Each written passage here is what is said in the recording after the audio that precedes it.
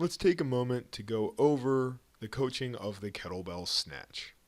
So if you're looking at the kettlebell snatch, hopefully you've got the swing down and the clean, because again, this is all building on the skills of the hip that we learned in the swing.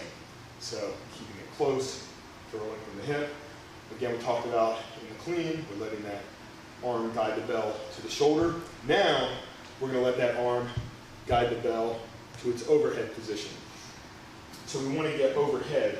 We need to make sure that we only pull it this high, and we don't pull it this high and have it slam into the wrist. I'm going to show you what that would look like. I pull it too high, boom, now it slams into the wrist. And there are two ways you can get the kettlebell down from here. If it's pretty light or you're pretty experienced, you can dump it all the way from overhead. If it's a little newer to you or it's a fairly heavy weight, you may want to bring it to the shoulder first, then dump it, and then throw. And again, I'm just focusing on letting that bell turn around the wrist as I punch through. What I want to make sure is that I don't catch it here and then turn it into a press. You want to throw it all the way overhead, but only as high as that, and then I punch through it and catch. You know, I'm trying to get that elbow stacked right under the wrist. So now I'm in my overhead position. You want to have that weight stacked over the hip. But on that initial throw, it's just like our swing.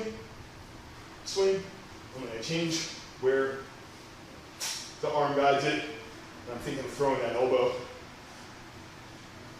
back toward the ear and letting the bell move around the hand as I punch the wrist to meet the weight. Let's take a look at the snatch in slow motion, starting from the fully loaded position through the hips.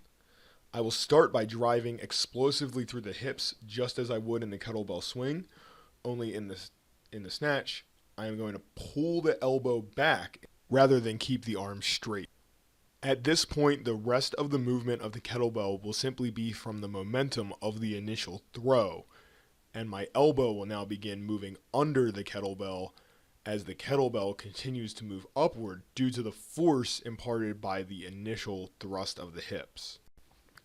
Even at this stage, we can see that I have already begun to turn my wrist in order to allow the kettlebell to move around the hand, and this is something that you will see continue as the kettlebell begins to travel further up, and my elbow simply guides itself under the kettlebell as I move the hand around.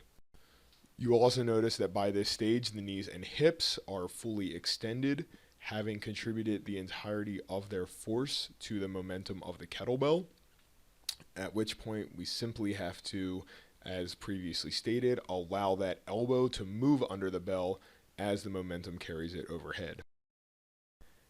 And here we can see the wrist continuing to rotate as the elbow punches under the bell and the bell moves around the hand. By this stage, as the kettlebell nears the overhead position, I have begun to open my hand in order to allow the kettlebell to move further down into the palm from the pulling position where the kettlebell was in the fingers, and this will allow me to punch through the kettlebell in order to further lessen the impact and receive the kettlebell in that deep press position where the weight of the bell actually rests along the bones of the lower arm rather than in the fingers. I then reestablish my grip in order to tighten around the kettlebell and achieve a stable overhead position. Here it is one more time at quarter speed, half speed, and then full speed in order to look at the moving parts.